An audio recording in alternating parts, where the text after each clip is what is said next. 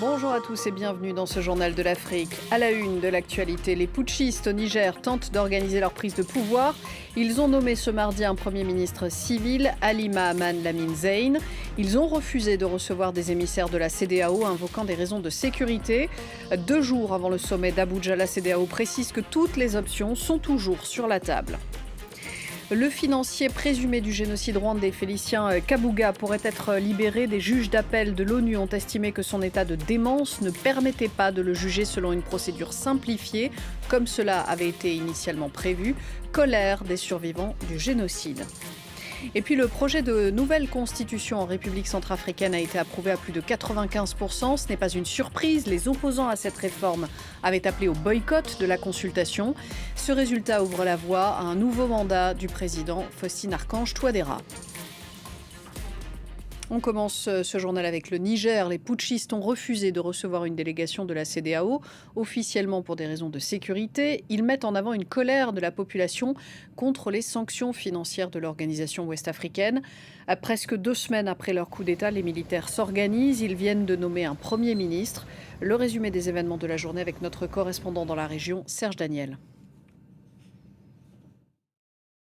La junte de Niamey a refusé de recevoir, en des termes très diplomatiques, la mission de la Troïka qui était prévue ce jour, composée de représentants de l'Union africaine, de la CEDEAO et de l'ONU, c'est-à-dire les représentants de toutes les institutions de la planète. Et la raison évoquée, c'est que, oui, les sanctions qui ont été prises contre le Niger suscitent une grogne des populations. Nous devrons mieux organiser cette visite. Au même moment, quand on observe de près la junte du Niger renforce ses positions, tente de renforcer ses positions. Elle a nommé un Premier ministre, un civil, profil économiste, ancien ministre des Finances et de l'Économie.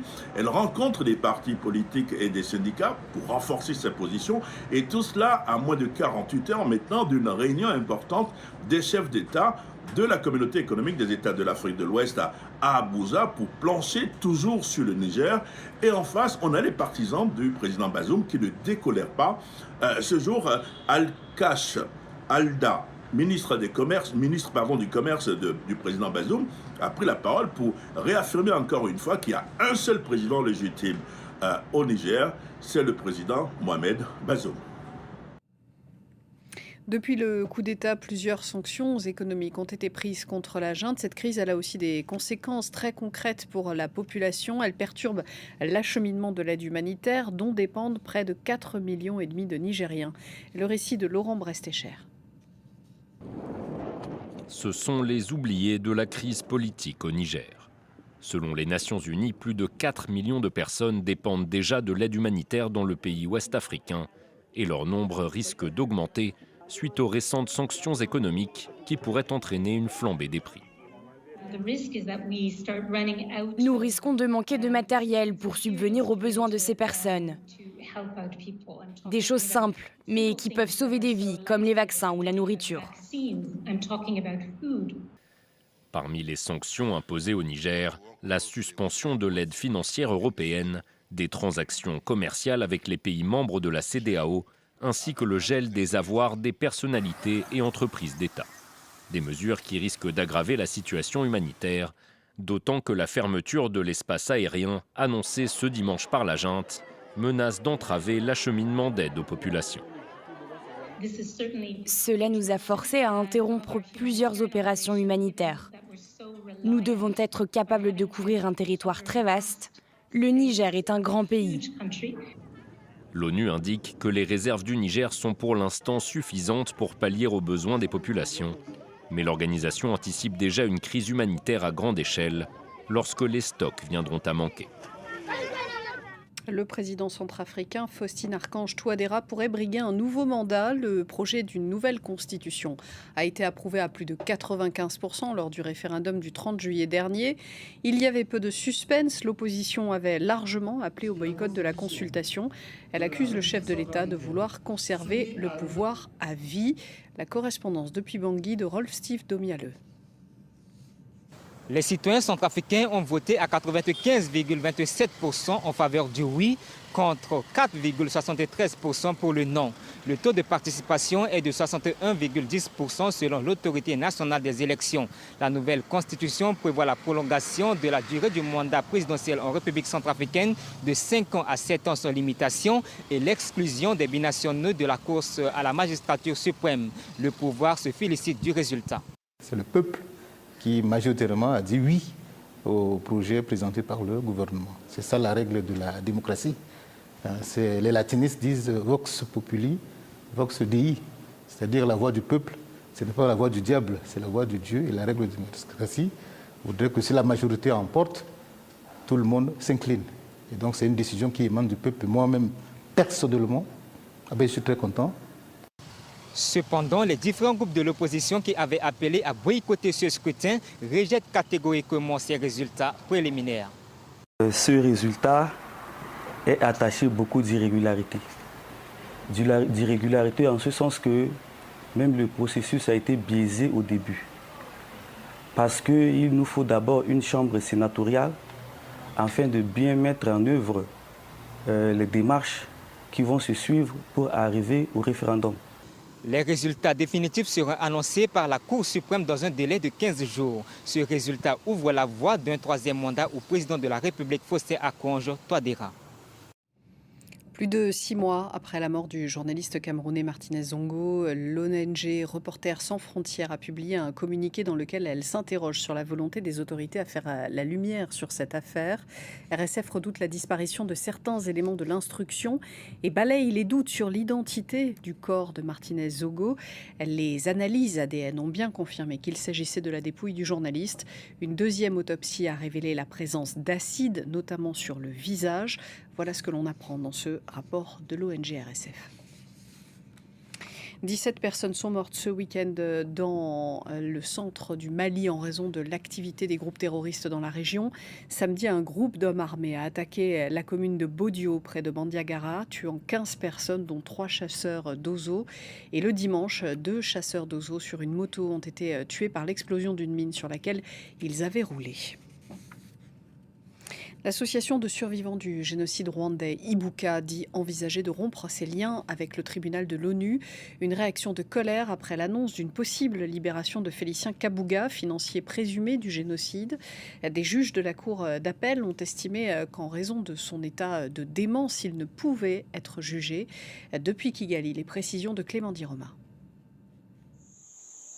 La déception est immense pour les associations de survivants et les autorités rwandaises. Félicien Kabuga, présumé financier du génocide contre les Tutsis, avait déjà été déclaré inapte à être jugé par des magistrats du mécanisme, ce tribunal onusien en charge de son dossier. Il serait atteint de démence à presque 90 ans, selon des experts médicaux. Le procureur avait fait appel en espérant la reprise du procès, mais ce lundi, la chambre d'appel a ordonné la suspension des procédures sans date de reprise. Et les juges se disent favorables à une libération de celui qui s'est caché et a échappé à la justice pendant 26 ans avant d'être capturé en France en 2020. Et pour nous, c'est vraiment l'injustice totale. C'est vraiment l'injustice totale qui n'a pas tenu en considération les victimes. Ils ont complètement ignoré les victimes et qui ont perdu l'erreur pendant le génocide perpétré contre les Tutsis. C'est toujours regrettable de voir le tribunal ou le mécanisme libère un homme dangereux comme Kabuga Félicien.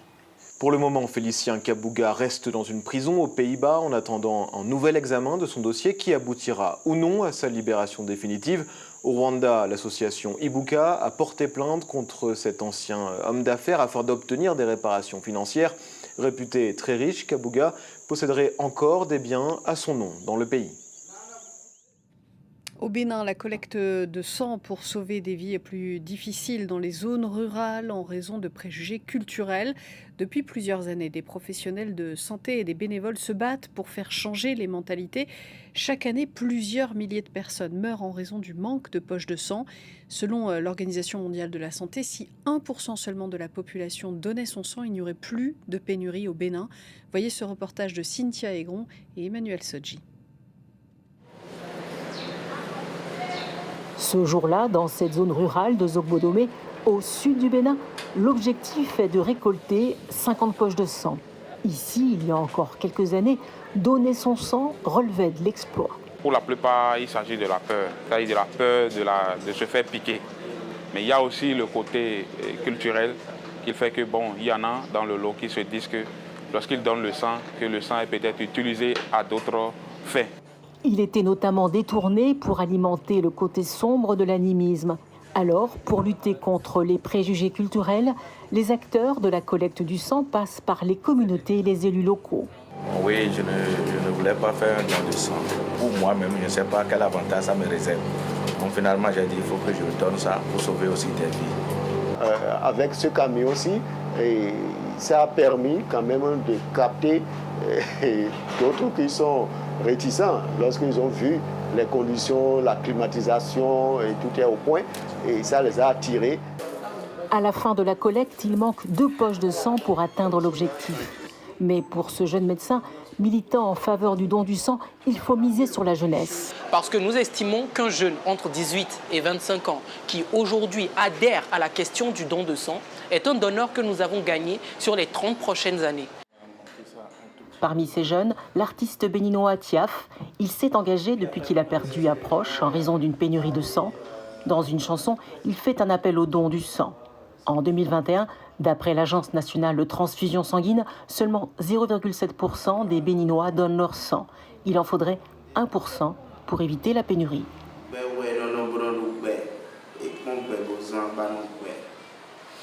Voilà pour ce reportage. Fin de cette édition. Merci à vous de l'avoir suivi. On se retrouve dans quelques instants pour un point complet sur l'actualité internationale.